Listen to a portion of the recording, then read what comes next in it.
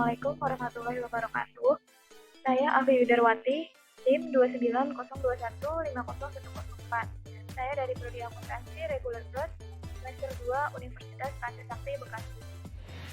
Pada kesempatan kali ini, saya akan memenuhi tugas UTS semester 2 mata kuliah pengantar akuntansi 2 dengan dosen pengampu Bapak Syukri Abdi SEMM. Jadi saya akan membahas tentang materi persediaan. Nah, pertama-tama persediaan itu apa sih atau inventory itu apa?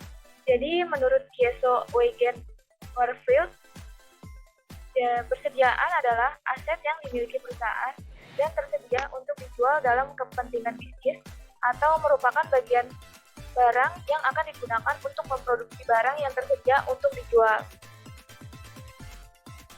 Menurut Warren Revie Press 2005, persediaan merupakan barang dagang yang disimpan untuk dijual dalam operasi bisnis, perusahaan, dan bahan yang digunakan dalam proses produksi atau disimpan untuk tujuan tertentu. Menurut PSAK nomor 14 2004, persediaan merupakan aset. Tersedia untuk dijual dalam kegiatan usaha normal, dalam produksi, dan atau dalam perjalanan, dalam bentuk bahan atau perlengkapan untuk dipakai pada proses produksi ataupun pemberian jasa.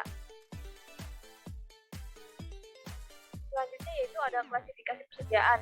Jadi kalau di perusahaan dagang itu ada satu, persediaan barang dagang.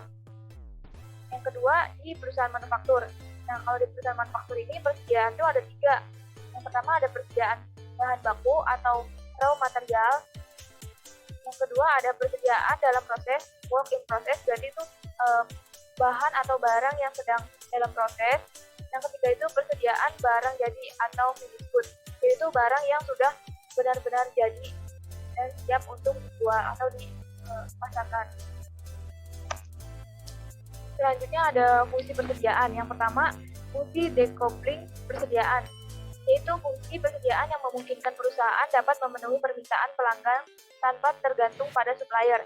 Jadi menurut saya di sini tuh fungsi ini tuh kayak kita tuh punya stok pada perusahaan kita sendiri. Jadi nggak tergantung pada supplier. Atau bisa jadi perusahaan kita tuh memproduksi barang sendiri gitu. Jadi kita nggak pakai supplier dan nggak ada supplier. Yang kedua, fungsi economic load saving, yaitu fungsi persediaan yang perlu mempertimbangkan penghematan atau potongan pembelian, biaya pengangkutan per unit menjadi lebih murah, dan sebagainya. Yang ketiga ada fungsi antisipasi, yaitu fungsi persediaan dalam menghadapi fluktuasi permintaan yang dapat diperkirakan dan diramalkan berdasarkan pengalaman atau data-data masa lalu. Jadi maksudnya di sini tuh antisipasi itu jaga-jaga. Jadi fungsi persediaan untuk jaga-jaga menghadapi fluktuasi permintaan atau peningkatan permintaan yang dapat dikira-kira. Selanjutnya, tujuan pengelolaan persediaan ini apa sih? Yang pertama yaitu menghilangkan resiko keterlambatan barang tiba. Yang kedua, untuk dapat memenuhi kebutuhan atau permintaan. Yang ketiga yaitu menjaga keberlangsungan produksi agar tidak terjadinya perhentian produksi yang diakibatkan persediaan habis.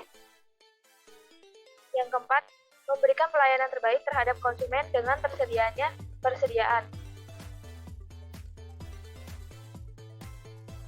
Selanjutnya yaitu ada pengukuran persediaan. Nah, menurut PSAK nomor 14 per 1 Januari tahun 2015, biaya persediaan terdiri dari seluruh biaya pembelian, biaya konversi, dan biaya lain yang timbul sampai persediaan berada dalam kondisi dan lokasi saat ini.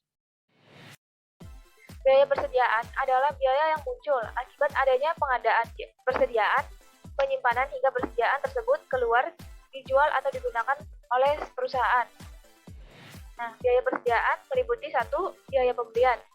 Biaya pembelian itu meliputi ada harga beli, biaya impor, pajak lainnya, kecuali yang dapat ditagih kembali kepada kantor pajak, biaya pengangkutan, biaya penanganan, dan biaya lainnya yang dapat didistribusikan secara langsung serta dikurangkan dengan diskon dagang, rabat, dan hal serupa lainnya.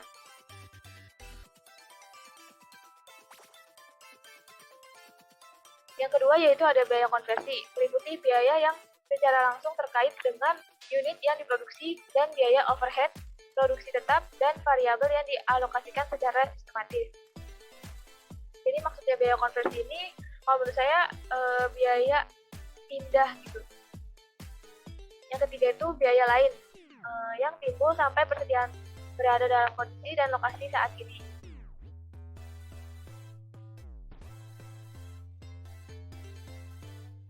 Nah, selanjutnya ada sistem pencatatan persediaan. Satu yaitu sistem periodik atau fisikal, yaitu pada setiap akhir periode dilakukan perhitungan secara fisik untuk menentukan jumlah persediaan akhir. Perhitungan tersebut meliputi pengukuran dan penimbangan barang-barang yang ada pada akhir suatu periode untuk kemudian dikalikan dengan suatu tingkat harga atau biaya. Nah, biasanya perusahaan yang menerapkan sistem periodik umumnya memiliki karakteristik persediaan yang beraneka ragam, namun nilainya relatif kecil.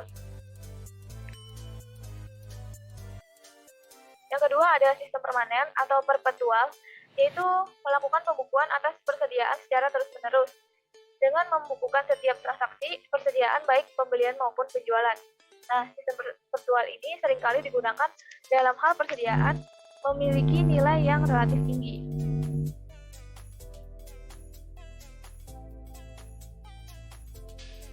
Nah, untuk selanjutnya yaitu metode penentuan nilai persediaan. Di sini ada first in, first out atau FIFO yang disebutnya. Jadi metode FIFO ini adalah barang yang pertama kali masuk dianggap dijual terlebih dahulu.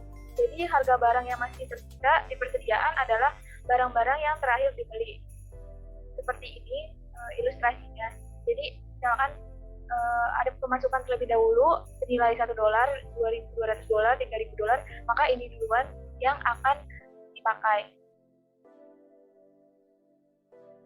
Nah, di sini saya ada contoh soal. Perusahaan mencatat persediaan barang dagang dengan metode periodik atau fisik.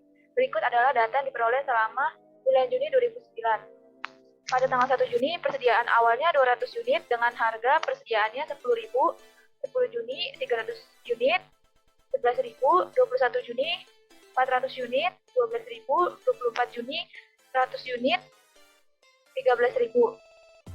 Nah, pada tanggal 30 Juni, persediaan akhir sebanyak 300 unit. Jadi, hitunglah persediaan akhir pada tanggal 30 Juni 2009.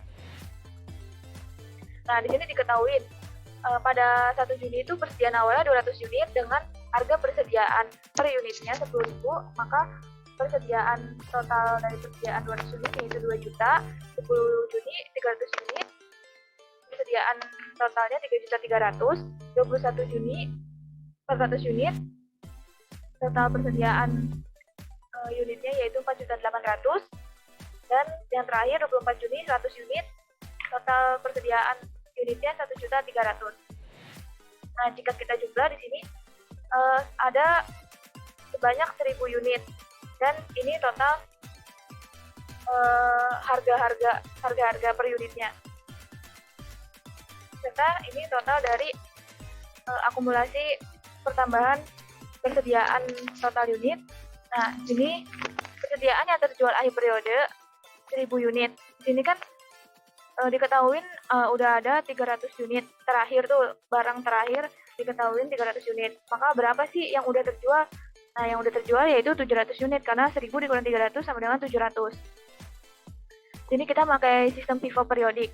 Jadi kalau FIFO periodik ini kita ngambil dari tanggal awal, kita ambil dari tanggal awal. Ini kan terjual 700, maka kita ambil dari 1 Juni 200, 10 Juni 300, 21 Juninya 200. Maka sisanya yaitu di sini 21 Juni sisanya 200, 24 Juni sisanya 100. Maka persediaan akhirnya kan 300 unit. Nah, di sini kita pakai yang tanggal 21 nih, harga persatuannya. Di sini kita sisanya kan 200 unit nih yang tanggal 21. Persatuannya yaitu 12.000 dikalikan menjadi 2.400.000. Yang kedua yaitu pada tanggal 24 Juni 100 unit, harga persatuannya 13.000 kita kalikan menjadi 1.300.000. Kita jumlahkan nilai persediaan akhirnya yaitu 3.700.000. Nah, maka HPP atau harga pokok penjualannya rumusnya yaitu sama dengan barang tersedia untuk dijual dikurang persediaan akhir. Nah, barang tersedia untuk dijual, ini akumulasi penjumlahan dari total persediaan, total unitnya, yaitu 11.400.000 dikurang persediaan akhirnya tadi yang kita hitung 3.700.000, maka HPP-nya di sini kita ketemu 7.300.000. Selanjutnya yaitu metode last in first out atau LIFO. Nah, metode LIFO ini yaitu barang yang pertama kali dijual adalah barang yang terakhir kali kita beli, dan barang yang masih ada di persediaan adalah barang-barang yang pertama kita beli. Nah, di sini ada ilustrasinya. Jadi yang terakhir kita beli, maka terakhir yang kita keluarkan atau kita kirim. Nah, contoh soalnya yaitu sama seperti tadi, yang perusahaan mencatat persediaan barang dagang dengan metode fisik. Berikut data yang diperoleh selama Juni 2009. Cuman bedanya di sini kita mencari dengan metode LIFO atau last in first out. Nah, seperti ini tadi diketahuinya. 1 Juni persediaan awal 300 unit, totalnya yaitu 2 juta, 10 Juni 300 unit, totalnya 3.300.000, 21 Juni 400 unit, totalnya 4.800.000, 24 Juni 100 unit, totalnya 1.300.000. Maka jika kita jumlahkan di sini persediaannya ada 1.000 unit dan total persediaan barang dagangnya yaitu ada 11.400.000. Nah, tadi kan diketahuin persediaan akhirnya sebanyak 300.000. Maka kita di sini yang 700 unit ini kita ngambilnya tuh dari mana? Kalau misalkan pakai LIFO itu berarti yang terakhir, berarti tanggal yang terakhir. Kita ambil dari sini dari 24 Juni 100, dari 21 Juni 400, jadi 500, yang 10 Juni 200. Nah, sisanya yaitu di tanggal 10 Juni ada 100 dan 1 Juni 200. Nah, 100 unit ini pas tanggal 10 Juni yaitu harga satuannya 11.000 dikalikan menjadi 1.100.000 dan 200 unit pada tanggal 1 Juni harga persatuannya 10.000 jika dikalikan 2.100.000. Maka nilai persediaan akhirnya yaitu 3.400.000. Nah, untuk rumus HPP-nya yaitu sama. HPP sama dengan barang tersedia untuk dijual dikurang persediaan akhir. Jadi HPP-nya di sini tadi 11.400.000 dikurang persediaan akhirnya yang pakai metode LIFO yaitu 3.100.000. Maka di sini ketemu hasilnya yaitu 8.200.000 maksudnya. Selanjutnya yaitu metode rata-rata atau average method. Nilai persediaan barang yang ada di unit usaha kita dihitung berdasarkan harga rata-rata pembeliannya. Dalam metode ini terdapat dua cara penghitungan yang berbeda. Satu, rata-rata sederhana. Nilai rata-rata ditentukan dari rata-rata harga beli barang secara global. Dan yang kedua yaitu rata-rata tertimbang. Nilai rata-rata per unitnya. Nah, kita pakai contoh soal yang tadi, cuman bedanya kita di sini pakai metode average atau rata-rata. Nah, masih sama ya yang diketahuinya seperti ini. Nah, kalau rata-rata tertimbang ini rumusnya yaitu nilai persediaan akhir sama dengan persediaan barang akhir dikali total biaya PBD atau persediaan barang dagang dibagi total unit. Nah, nilai persediaan akhir sama dengan tadi persediaan barang akhirnya yaitu 300 unit dikali total biaya PBD-nya yaitu 11.400.000 dibagi total unitnya 1.000 unit. Maka di sini ketemu hasilnya 300 dikali 11.400 dan ketemu nilai persediaan akhirnya yaitu 3.420.000. Nah, untuk rumus HPP-nya masih sama seperti yang tadi. HPP sama dengan barang tersedia untuk dijual dikurang persediaan akhir. Maka HPP sama dengan 11.400 dikurang 3.420.000. Maksudnya ini 3.420.000. Saya akan ganti.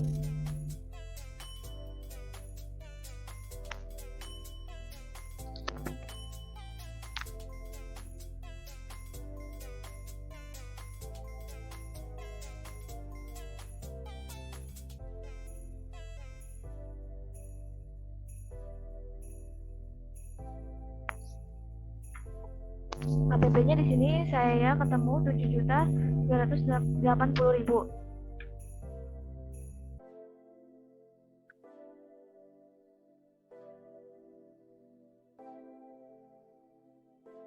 Selanjutnya yaitu keempat, metode identifikasi khusus.